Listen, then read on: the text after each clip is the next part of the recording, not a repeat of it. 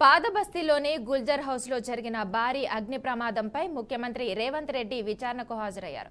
ఈ ప్రమాదానికి దారితీసిన అసలైన కారణాలను లోతుగా దర్యాప్తు చేయాలని ఆదేశించారు. భవిష్యత్తులో ఇలాంటి దుర్ఘటనలు జరగకుండా నివారణ చర్యలు చేపట్టాలని ప్రజలను అప్రమత్తం చేయాల్సిన అవసరం ఉందని అన్నారు.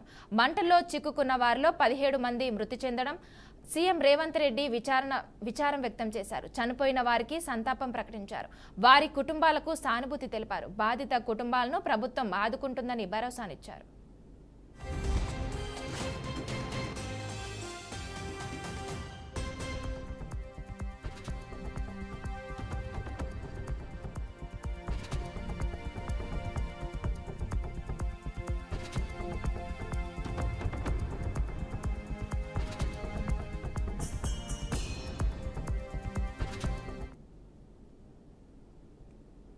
ఇదిలా ఉండగా సమాచారం తెలిసిన వెంటనే స్పందించిన ముఖ్యమంత్రి అగ్నిమాపక శాఖ పోలీస్ అధికారులతో ఎప్పటికప్పుడు ఫోన్లో మాట్లాడి సహాయక చర్యలు పర్యవేక్షించారు.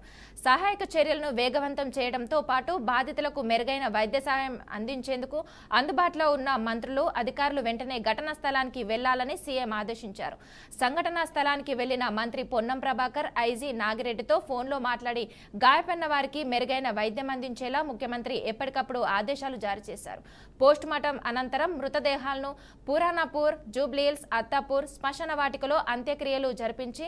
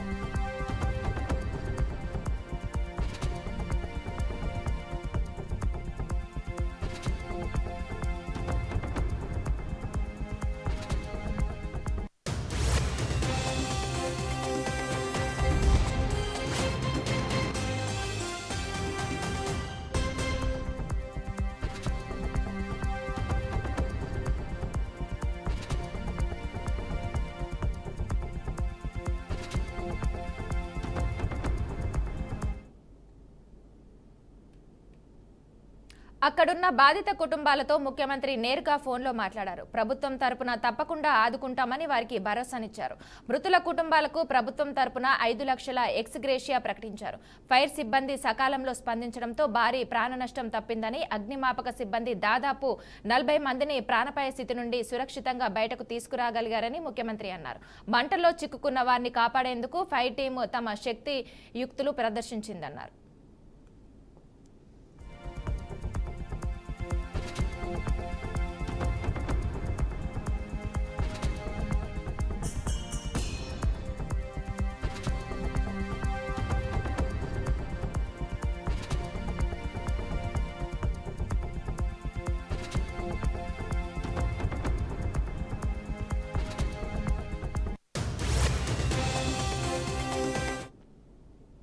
కానీ మృతుల కుటుంబ సభ్యులు మాత్రం ఫైర్ సేఫ్టీ అధికారులపై కీలక వ్యాఖ్యలు చేశారు.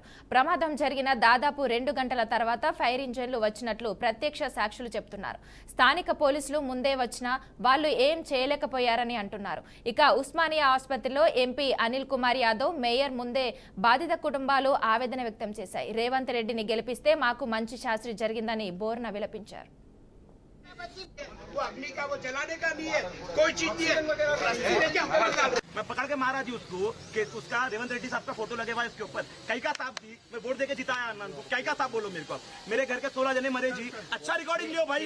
बच्ची बच जाती थी, एम्बुलेंस में लेकिन वीडियो है जी, लेकिन वीडियो बच जाती थी, लेकिन वीडियो है ना, सगी बहन है ना मेरी। आपको यहाँ पे देखते हैं ना हम लोग, आप हमारे भाई में फिर आपके साथ खड़ा हो ना, क्या मतलब निकला बोलो ना। एम्बुलेंस में मास्क नहीं है जो एम्बुलेंस वाला है। भैया हमारा बच्चा ऊपर बचाओ बचाओ बोल के चीखे, तो हम लोग पूरे मिलके ऐसे शटर का लॉक तोड़ के करके ऊपर गए। मैं मेरे फ्रेंड्स पूरे मिलके आ गए, लोग को ऐसे कोशिश करे बचाने की, तो अंदर वो आँच बहुत था। आज बोध रहने की तरफ से हम लोग ये नहीं सोचा, इंसानियत के नाते हम लोग चले गए। मेरे खुद भी बच्चे हैं 4, मगर हम लोग बचाने के लिए चले गए अंदर। वो गए तक अंदर आँच बहुत था, एक घंटा वेट कर हम लोग जब पुलिस स्कोप आ गया, वो लोग बुझाई करे। बाद में हम लोग दरवाजा तोड़े तो 7 जने एक रूम में ऐसा लपट के वो लोग बेबी वगैरह पूरा जल के हो गया। हाँ, एक्सीडेंट का नहीं मालूम हम लोग को, तो खाली धुआं निकल रहा। वो लेडी बोली मेरा बच्चा है, बचाओ बचाओ, हम लोग घुस गए ऊपर। वो शॉर्ट सर्किट हुआ या क्या हुआ, आई डोंट नो, वो नहीं मालूम, हम लोग को नहीं मालूम। भाई जान का लॉस हो गया, पैसा दौलत दुनिया क्या है सब बेकार है। वो सिटी में शांति रहने दो, हिंदू मुस्लिम सब मिल के रहो भाई। पैसा ना काम में आने वाला है, ना कोई चीज काम में आने, इंसानियत काम में आने वाली है। इंसानियत को फॉलो करो साहब, बस हमारा तो ये उसूल है।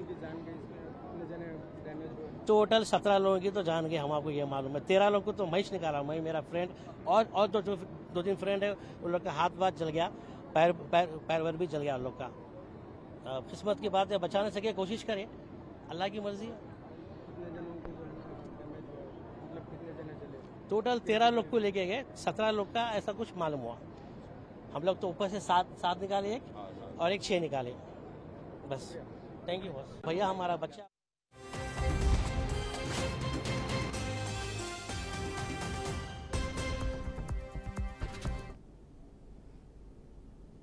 ఇక అగ్ని ప్రమాదంలో మృతుల సంఖ్య పెరగడంలో ఇరుకైన భవనమే కారణమైందా అంటే అధికారులు అవుననే సమాధానం ఇస్తున్నారు. G+2 పద్ధతిలో నిర్మించిన ఈ భవనానికి పైకి వెళ్లేందుకు క్రిందకు వచ్చేందుకు ఒకే దారి ఉంది. మంటల కారణంగా దట్టమైన పొగ వ్యాపించడం, అంతకంతకు మంటలు పెరగడంతో నిద్రలో ఉన్న వారికి ఏం జరిగిందో అర్థం కాని పరిస్థితి నెలకొంది. చివరకు అర్థమయ్యేసరికి కిందకు వచ్చే దారులు పొగ అగ్నితో మూసుకుపోయాయి. దీంతో భవనంలో చిక్కుకున్న వారికి ఏం చేయాలో పాలుపోలేదు.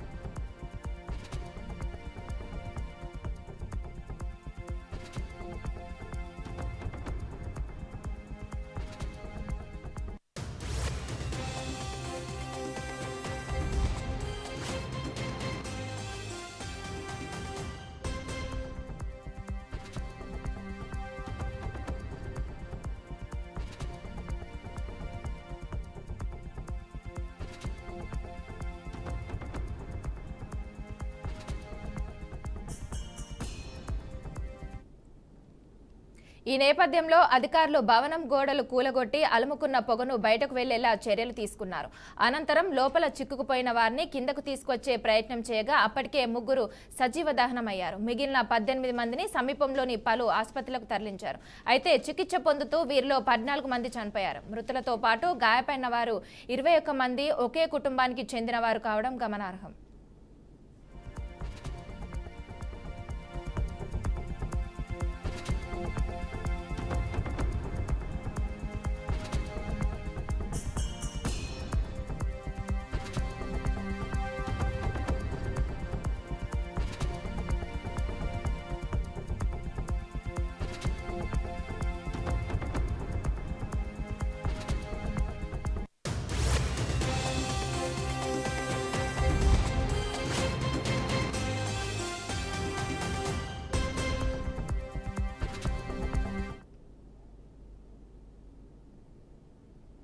అయితే ఈ ఒక్క భవనమే కాదు, ఇలాంటి వందల భవనాలు ఇంకా పాత బస్తీలో హైదరాబాద్లో అనేకం ఉన్నాయి. పురాతన భవనాలు కావడంతో వాటిలో ఫైర్ సేఫ్టీ ఏది కూడా సరిగా ఉండదు. మరి అలాంటి భవనాలను గుర్తించి చర్యలు తీసుకోవాల్సిన బల్దియా ఫైర్ సేఫ్టీ అధికారులు అడుగు ముందుకు వేయరు. ఒకవేళ ముందే ఇలాంటి భవనాలు గుర్తిస్తే ఇంత పెద్ద ప్రమాదం జరిగేది కాదని స్థానికులు అంటున్నారు. ముమ్మాటికి ఈ ఘటన ప్రభుత్వ హత్యలే అని ఆగ్రహం వ్యక్తం చేస్తున్నారు.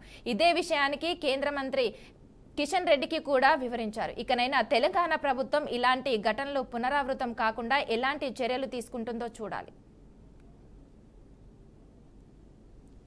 సుమారు 6 గంటల ప్రాంతంలో మోడీ ప్లేయర్స్ అనేటువంటి యొక్క ముత్యాల అమ్మేటువంటి దుకాణం ఏదైతున్నదో ఆ షాపుకు సంబంధించినటువంటి కుటుంబము ఆ వెనుక పైన వాళ్ళు నివాసం ఉంటారు. ప్రాథమిక సమాచారం ప్రకారము షార్ట్ సర్క్యూట్ తో ఈ ప్రమాదం జరిగినట్టు మరి పోలీసు అధికారులు కానీ ఫైర్ డిపార్ట్మెంట్ కానీ వాళ్ళు అంచనా వేస్తున్నారు. ఇంకా చాలా పెద్ద ప్రమాదం ఇది. కానీ ఫైర్ డిపార్ట్మెంట్ కి సంబంధించి కొంత రిలీఫ్ యాక్టివిటీలో ఆలస్యం జరిగింది. ఫైర్ డిపార్ట్మెంట్ కి సంబంధించినటువంటి వాళ్లకు ఆక్సిజన్ కి సంబంధించినటువంటి ఎక్విప్మెంట్స్ లేకున్నాయి. దాని కారణంగా వెంటనే వాళ్ళు లోపలికి వెళ్ళలేకపోయారు. అదేవిధంగా ఫైర్ డిపార్ట్మెంట్కి సంబంధించినటువంటి వాటర్ కూడా తొందరగా పంపించలేదని ఆ కుటుంబ సభ్యులు బాధపడతా ఉన్నారు. ఏదైనప్పటికీ కూడా చాలా పెద్ద ప్రమాదము. ఈ రకమైనటువంటి ప్రమాదాలు జరగకుండా చూడాల్సినటువంటి అవసరం ఉంది. గతంలో కూడా మనము హైదరాబాద్ నగరంలో అనేక ప్రమాదాలు చూస్తూ ఉన్నాము. ఈ ప్రమాదాల నివారణ కోసము రెగ్యులర్గా మానిటరింగ్ టీమ్స్ ఇటు ఫైర్ డిపార్ట్మెంట్ కానీ, జిహెచ్ఎంసీ కానీ, పోలీస్ కానీ, ఎలక్ట్రిసిటీ కానీ ఈ 4-5 శాఖలు సమన్వయం చేసుకుంటూ జనసాంద్రత ఉన్నటువంటి ప్రాంతాల్లో ఈ యొక్క ప్రమాదాలు జరగకుండా ముందస్తు చర్యలు తీసుకోవాల్సినటువంటి అవసరం ఉంది. ఇదేదో రాజకీయపరమైనటువంటి అంశం కాదు. ఎవరిని విమర్శించాల్సినటువంటి పద్ధతి కూడా మంచిది కాదు. అందరము కలిసి ఈ రకమైనటువంటి ప్రమాదాలు జరగకుండా చూడాలి. ఈరోజు చాలా పసిపిల్లలు కూడా ఇందులో చనిపోవడం జరిగింది. షాపు సంబంధించినటువంటి ఓనర్ కూడా ఇందులో సిక్కై ప్రమాదానికి ఎదురయ్యాడు. చాలా మంది కుటుంబ సభ్యులు ప్రమాదం జరిగిన తర్వాత దూర ప్రాంతాల్లో ఉన్నటువంటి వాళ్ళు కూడా రిలీఫ్ యాక్టివిటీ అప్పటికింకా ప్రారంభం కాలేదు. కాబట్టి మనము మరింతగా ఫైర్ డిపార్ట్మెంట్కి సంబంధించినటువంటి వాళ్లకు ఇది ఆ రకంగా చూస్తే మరి చాలా చిన్న ప్రమాదం అయినప్పటికీ కూడా ఎక్కువ నష్టం జరిగింది, ఎక్కువ ప్రాణ నష్టం జరిగింది, ఎక్కువ మంది గాయపడ్డారు. అందులో మరి రిలీఫ్ యాక్టివిటీ వెంటనే ప్రారంభించినట్లయితే ఇంకా బాగుండేది. కాబట్టి నేను ప్రభుత్వాన్ని కోరేది ఒకటే, ఫైర్ డిపార్ట్మెంట్కి సంబంధించినటువంటి లేటెస్ట్ ఎక్విప్మెంట్స్ పెంచాల్సినటువంటి అవసరం ఉంది. సిబ్బందికి తగిన శిక్షణ కూడా ఇంకా మెరుగైనటువంటి శిక్షణ కూడా ఇవ్వాలి. మెరుగైనటువంటి ఎక్విప్మెంట్స్ కూడా కొనుగోలు చేయాల్సినటువంటి అవసరం ఉంది. మన హైదరాబాద్ నగరం చూస్తూ ఉన్నాము, బహుళ అంతస్తుల భవనాలు పెరిగిపోతూ ఉన్నాయి, పాపులేషన్ పెరిగిపోతూ ఉంది, వ్యాపారం పెరుగుతూ ఉంది. వస్తున్నటువంటి అనేక మంది ఇతర రాష్ట్రాల నుంచి, ఇతర దేశాల నుంచి, ఇతర జిల్లాల నుంచి లక్షలాది మంది వచ్చి పోతుంటారు. కాబట్టి హైదరాబాద్ ఒక అభివృద్ధి చెందుతున్నటువంటి నగరము. ఈ రకమైనటువంటి ప్రమాదాలు జరిగే అవకాశం ఉన్నందున ఈ యొక్క ఫైర్ డిపార్ట్మెంట్కి సంబంధించినటువంటి టెక్నాలజీ కానీ మరి మెరుగుపరుచుకోవాల్సినటువంటి అవసరం ఉంది. మరి నేను ఆ యొక్క కుటుంబ సభ్యులు ఎవరైతే హాస్పిటల్లో కొంతమంది డెడ్ బాడీస్ ఉన్నాయి, కొంతమంది ట్రీట్మెంట్ పొందుతున్నారు, ఆ రకంగా వాళ్ళందరినీ మరి ఈ సందర్భంగా మా పార్టీ కార్యకర్తలను పంపించి వాళ్ళకు కావాల్సినటువంటి సహకారం అందిస్తాము. కేంద్ర ప్రభుత్వం తరఫున కూడా మరి ఈ యొక్క చనిపోయినటువంటి కుటుంబ సభ్యులు ఎవరుతున్నారో వాళ్ళకు కొంత ఆర్థిక సహాయం కూడా నేను ప్రధానమంత్రి గారితో మాట్లాడి అందిస్తానని చెప్పి ఈ సందర్భంగా మనవి చేస్తున్నాను.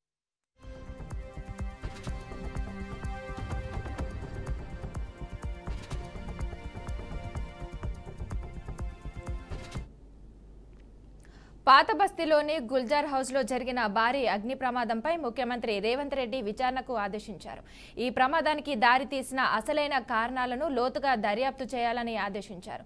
భవిష్యత్తులో ఇలాంటి దుర్ఘటనలు జరగకుండా నివారణ చర్యలు చేపట్టాలని ప్రజలను అప్రమత్తం చేయాల్సిన అవసరం ఉందని అన్నారు. ఇక ఇదే అంశంపై మరింత సమాచారం మా ప్రతినిధి బాసిత్ అందిస్తారు. బాసిత్, చెప్పండి. మానస చార్మినార్ సమీపంలోని గుల్జార్ హౌస్ లో నిన్న జరిగిన అగ్ని ప్రమాదంలో 8 మంది పిల్లలతో సహా 17 మంది మరణించడం జరిగింది. మరణాలకు ప్రధాని మోడీతో పాటు మనం ముఖ్యమంత్రి రేవంత్ రెడ్డి గారు సంతాపం తెలపడం జరిగింది. హైదరాబాద్ చార్మినార్లో జరిగిన ఈ అగ్ని ప్రమాదంలో 8 మంది పిల్లలు 17 మంది మరణించడం, ఈ మరణాలకు ప్రధానంగా కారణాల పైన విచారణ చేపట్టారు. ఈ అగ్నిమాపక సిబ్బంది మరియు రక్షణ సహాయ చర్యలు చేపట్టడం, ఈ విషాద ఘటనలో 8 మంది పిల్లలు 17 మంది చనిపోవడం చాలా దిగ్భ్రాంతికి గురి చేసింది.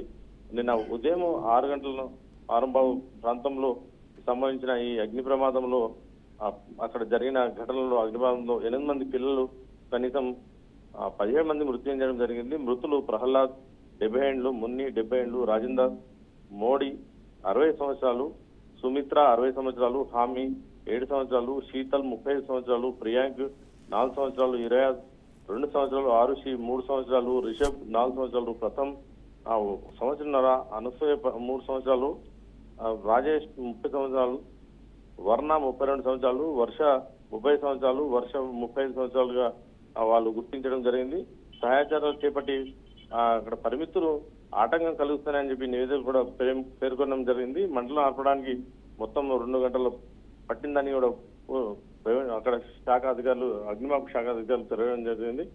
ఇదంతా జరిగిన ఈ ఘటనలను చూస్తుంటే నిన్న జరిగిన ఈ అగ్ని ప్రమాదానికి వాస్తవికత అసలు ఈ అగ్ని ప్రమాదంలో మృతుల సంఖ్య పెరగడం దేనికి ఇరుకైన భవనమే కారణమా అంటే అధికారులు అవుననే సమాధానం ఇస్తున్నారు. G+2 పద్ధతిలో నిర్మించిన ఈ భవనాలపైకి వెళ్లేందుకు, కిందికి వచ్చేందుకు ఒకే దారి ఉండడం, మంటలు కారణంగా దట్టమైన పొగ వ్యాపించడం, అంతకు మంటలు పెరగడంతో నిద్రలో ఉన్న వారికి ఏం జరిగిందో అర్థం కాని పరిస్థితి నెలకొనడం జరిగింది. చివరకు అర్థమయ్యేసరికి కిందకు వచ్చే దారులు పొగతో అగ్నితో మూసుకుపోవడంతో దీని భవనంలో చిక్కున్న వారికి ఏం చేయాలో పాల్గొనే పరిస్థితి ఏర్పడడం జరిగింది. ఈ నేపథ్యంలోనే అధికారులు భవనం గోడలు కూలగొట్టి అలుముకున్న పొగలను బయటకు వెళ్లేలా చర్యలు తీసుకున్నారు. అనంతరం లోపల చిక్కుపోయిన వారిని కిందకి తీసుకొచ్చే ప్రయత్నం చేయగా అప్పటికే 3 సజీవ దహనం అయ్యారని చెప్పి మిగిలిన 18 మందిని సమీపంలోని వాళ్ళు ఆసుపత్రి తరలించడం జరిగింది. అయితే చికిత్స పొందుతూ వీరిలో 14 మంది చనిపోవడం జరిగింది. ఈ మృతులతో పాటు గాయపడిన మరో 21 మంది ఒకే కుటుంబానికి చెందిన వారుగా కావడం గమనార్హం. అయితే ఈ ఒక్క భవనమే కాదు, ఇలాంటి 100 భవనాలు ఇక్కడ పాత బస్తీలు ఉన్నాయని చెప్పి హైదరాబాద్ లో అనేకం ఉన్నాయి. పురాతన భవనాలు కావడంతో వాటిలో ఫైర్ సేఫ్టీ ఏది కూడా సరిగా ఉండకపోవడం, మరి అలాంటి భవనాలు గుర్తించి చర్యలు తీసుకోవాల్సిన బల్దియా ఫైర్ సేఫ్టీ అధికారులు కూడా అడుగుడు ముందుకు వేయలేదు. ఒకవేళ ముందు ఇలాంటి భవనాలు గుర్తిస్తే ఇంత పెద్ద ప్రమాదం జరిగేది కాదని స్థానికులు అంటున్నారు. మనస. Okay, thank you Basit.